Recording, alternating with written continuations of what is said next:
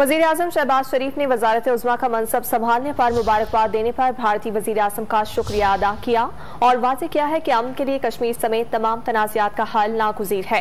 वज़ीर-ए-आज़म शहबाज शरीफ ने जवाबी ट्वीट में कहा है कि पाकिस्तान पुरअमन और ताउन पर मबनी ताल्लुकात का ख्वाहिशमंद है। इसके लिए जम्मू कश्मीर समेत तमाम तनाज़ात का पुरअमन हल नागुज़ीर है।